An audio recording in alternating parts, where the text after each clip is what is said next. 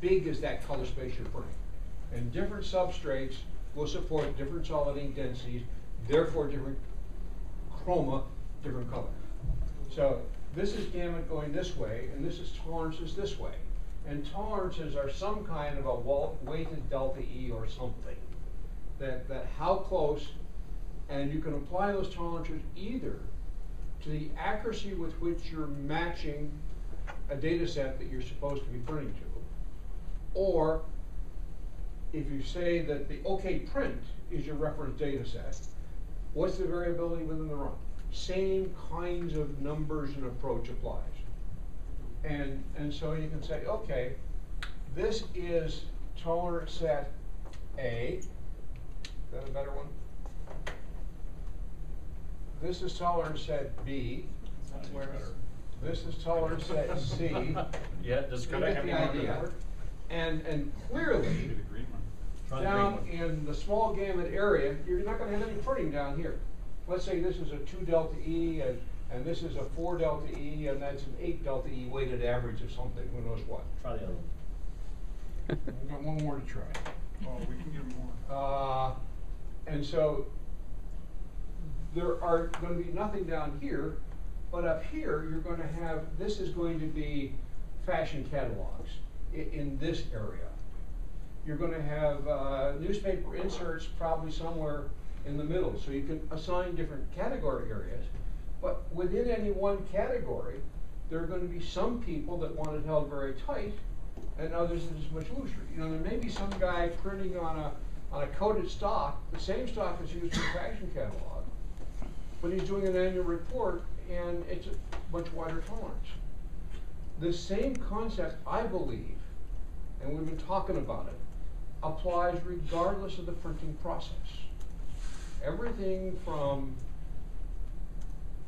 I don't want to say what's about, but printing on tissue versus printing on whatever. Yeah. I can be a high quality guy who prints on tissue. Yeah.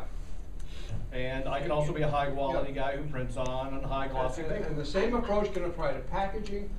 Digital printing, as far as I'm concerned, there's no difference between flexo, offset, gravure, letterpress, and so-called digital printing with either inkjet or toner. They all fit into this kind of a model and concept. Now we had a phone call on Friday morning, Steve. Friday morning we had a phone call on about inkjet, an inkjet study. Yeah. And the manufacturers we're talking about, they want to be able to build a piece of equipment that's inkjet based technology that can serve different markets. They're looking at it from a market standpoint. It says, today I build inkjet equipment that serves the direct mail market, and my customers now have open capacity. They want to openly compete in the financial market or maybe in the commercial print market, and then you have the vice versa, all of those combinations. I look at that and still say, you know, you got a market equals substrate kind of a deal. When we were talking this morning, Dave, can you kind of give us an idea of what when we talk about substrates, how that would apply? Yeah, let me hit one other thing first, and then we'll go into substrates. You can also think of this as being characterization data sets. This is graphic, this is SWOT, this is newsprint. So characterization data sets are basically gamut driven. So you can think of this axis as gamut or characterization data sets. You could also think of printing process down here, because you can have a substrate, for example, some of your improved newsprint. If you're printing with offset, you may be here in terms of gamut. If you're printing with gravure, you can be up here. So this can be an offset line, this can be a gravure line. You can even have a flexo line or whatever, digital printing. And different printing processes are going to be able to come on the same substrate at different points.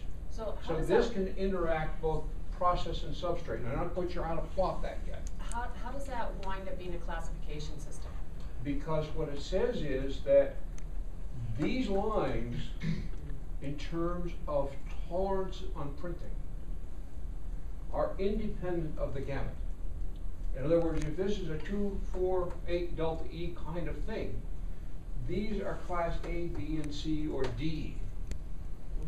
And they're independent of the process, so you may be doing this gamut at this tolerance, or this gamut at this tolerance, so you can say, here's a printer that is routinely able to hold and sell to his customers this kind of tolerance on his printing.